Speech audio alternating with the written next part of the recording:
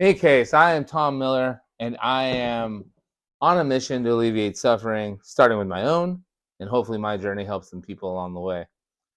Life sucks, and then you don't. Like, the meaning of this title is all the problems I have in my life, all the problems I've ever had in my life are, if you're wondering what's distracting me, it's him. Yeah, he's kind of a cutie, but let me tell you, he likes attention. But don't we all? I know I do. So, like I was saying, all the problems I've ever had in my life, I've realized, are completely because of one person, me. Everything that's changed for the positive in my life is also because of that one person, me. So, not only did I get this thing that's threatening to impound him and charge me fines, today's the 31st of the month, the last day of the month, January 31st. And in my sales job, that's closeout day. That's where you close all the deals that didn't close and you wrap up the month. Let me tell you, my month did not wrap up very well. Did not win any sales awards this month. In fact, it's my stats suck. Like, what was 3 for 36? The month before was far better. And hopefully the month coming will be far better. So here's the thing. Sometimes things suck. And right now it feels sucky. Today's the day I'm realizing none of these sales are going to close. I'm not going to be able to wrap them up. It's raining outside, so Rocket's crazy. Oh, another thing. So let me talk to you about something that didn't suck at all and kind of got sucky. So I have been living on my own for 3 years. The divorce process started right when I moved out, wrapped up a while ago. Of course, during this time, I am trying, wanting, planning to meet someone way better than my ex-wife. Sorry if you're watching this, but yeah, like just better conversationally. Like we get along well. We don't have the same things. When I say things, like usually your significant other triggers the very thing in yourself that you don't like, and we did that to each other. By the way, it could have worked, but we didn't make it work. Fair enough. Okay. But I've gone on some dates.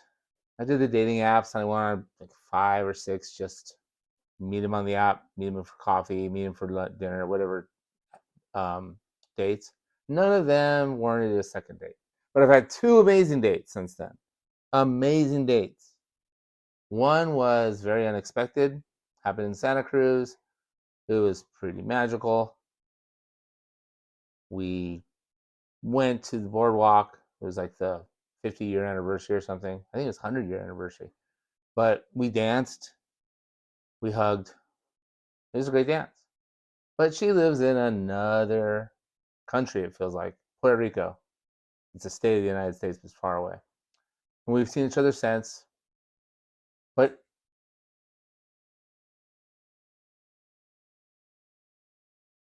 that's what it is. I think she's amazing, love her to death. The date I recently had, completely different.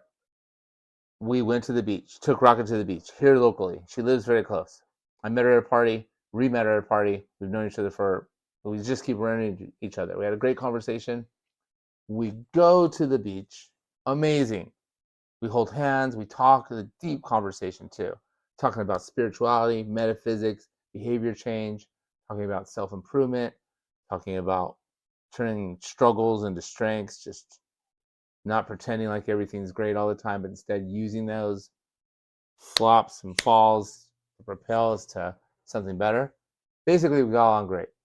And we hugged. Whoa, energetic. Like I felt it. She seemed to feel it. And so we're texting each other after the date. She texts me, hey, I loved hanging out with you and Rocket. Rocket loved the beach, by the way. And this is on me. I expected and assumed it was going to go somewhere pretty cool, like another date, because she said she wanted to go on another date. And we were texting back and forth, but you know when the text sort of lose their umph. That's how the texts back to me were doing. They were losing their umph. So I kind of backed off. I finally called her after a week or two and left a message. She texted back. She's out of town. In any case, here's the final text I got from her. You're dumped. And it didn't say that. It said, basically, I'm in a position in my life right now where I don't think a relationship's the right thing for me. I think you're great. You're wonderful. Had a wonderful time. It's just not the right time for me. Okay. I kind of knew that it wasn't the right time for her when I started backing off. And I was not super surprised. I was kind of surprised. Jeez, Rocket. One sec. Sorry.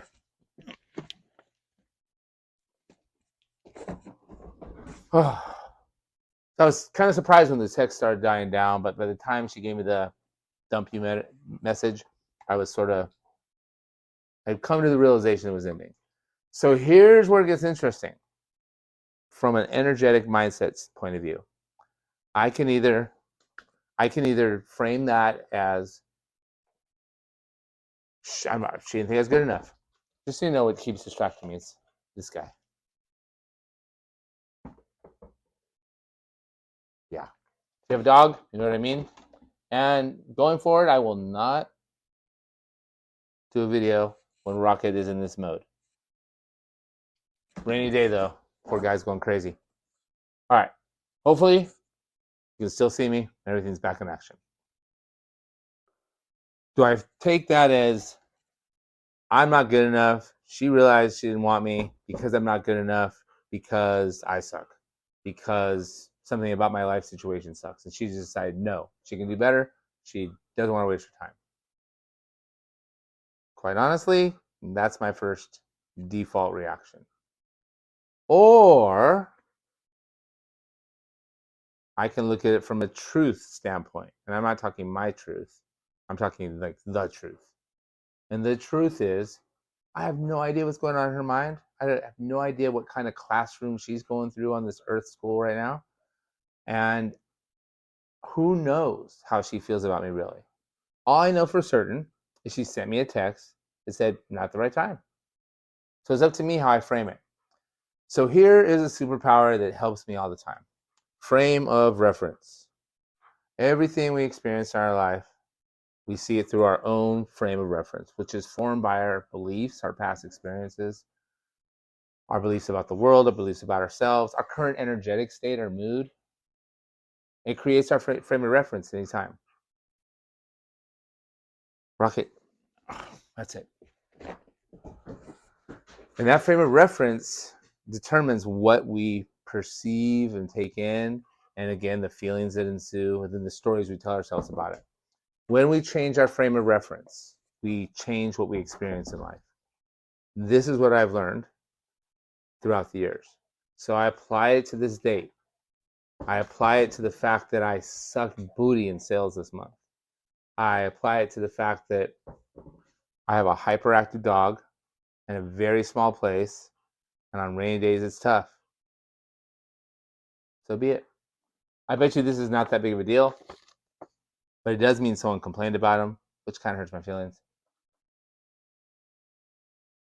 I have this big vision that everything fell apart for a reason, that I'm going to achieve something or accomplish something or help people on a level that I've always wanted to. And when everything seems to fall apart, it doesn't seem like I have a right to have that vision, that dream, that hope.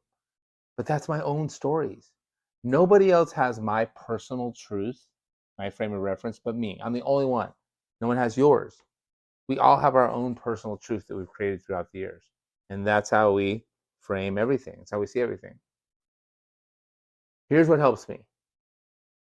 One, I don't know. And two, all the old stories, all the old programs, all the ways of perceiving things I've used throughout the years, they're lies. They're all lies. They're not true. They're things that I've created to get through the day. and it's the way my parents taught, my people I'm around taught. Other people have better frames of references, and guess what? They have better life experiences. Change, if I just change my personal truth, my story, life changes. I feel better. Like I feel way better than I did an hour ago. Now, if I think about the thing that's bothering me probably the most right now, not successfully closing more deals this month in my job, that still tinges as a burn. Like, oh, God. So one story comes up, see, you're not good at this. The other one says, you better hustle and sell a lot more of this next month. Or, man, maybe you're a fraud. Maybe you're never really good at this to be. I mean, all these stories, they're not true. The only truth is right now and what I'm going to do in the next moment and how I'm feeling about life and myself in this moment. And that doesn't feel bad. If I keep carrying around the past like a weight of, like a dead corpse. What's that phrase? Let the dead bury their dead. Like if we carry around our dead corpses with us all the time, they stink, they're heavy, they weigh us down. We don't get to show up as our best selves. I'm making this video because I'm determined to show up as my best self, even when life sucks, because life sucks, then you don't. I'm the one with the inner programs, with a certain level of vibration energy that has attracted life situations that I don't like. But even today, life is a whole lot better than it was 6 months ago. So maybe someone dumped you. Maybe someone decided, nope, you're not the one. Maybe you had a horrible month. Because think about sales, by the way. I'm going back to that. It's not like you get paid hourly. You get paid commissions. You get paid well. But if you don't close sales, you don't get paid. So then there's the financial fear thing.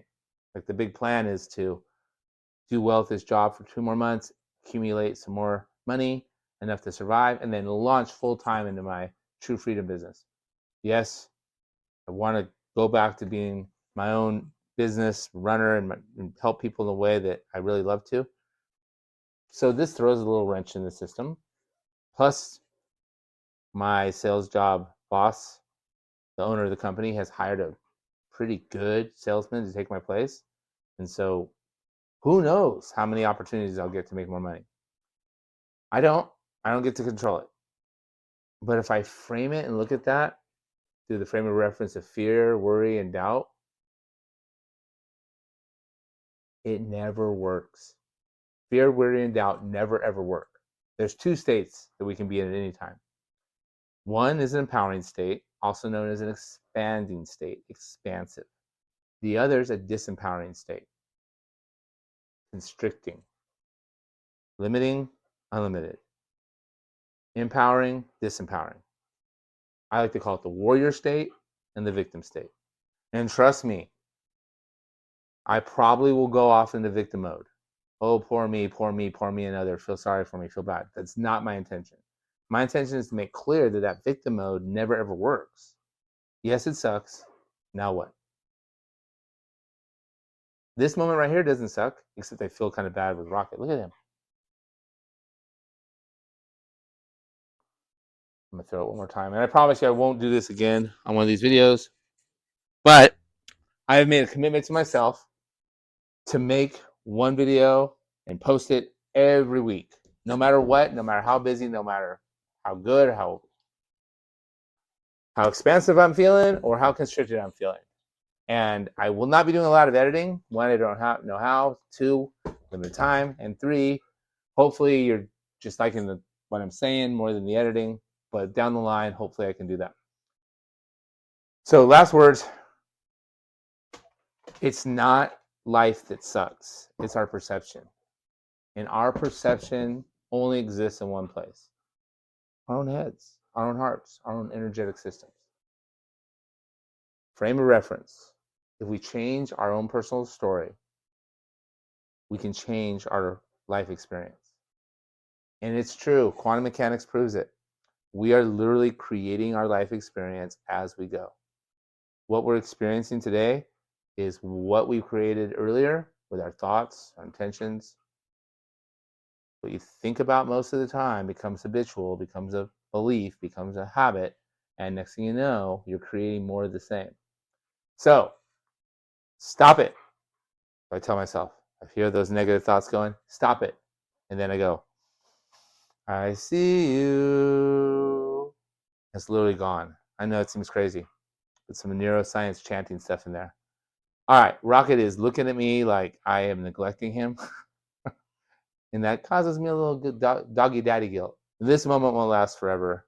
I'm sure when I do my end of the month, well, I'm not sure of anything. I don't know. That's the only thing I do know is I don't know. I know I intend to do much better in sales. I know I intend to attract a significant other that resonates and feels good. And I know I intend to keep making videos, just sharing what I'm experiencing, learning along the way on my march back up to something that feels really good. That's what I know. I know my intentions. And I know that I care about any other person out there that's going through some suffering. And one thing I can share is just our suffering, most of it's avoidable. Our beliefs are decisions. We can choose our beliefs. That was a hard pill for me to swallow. We can choose to believe differently and have a different frame of reference and have a whole different life experience. Believe it or not, I'm putting that into action right before your eyes. Even though my outside evidence doesn't show it yet, I'm going to keep doing it. Faith, persistence, grit, love, light, and life. Energy levels. There's levels to it. I feel like I'm rambling now, but it felt good to check in. Life sucks, and then we don't. We get better the moment we choose to. And by better, I mean we align with our true selves. More on alignment in the next video. Thank you for bearing with me and with Rocket. Rocket, want to say bye? No, he says just throw that Kong. All right. See you next time.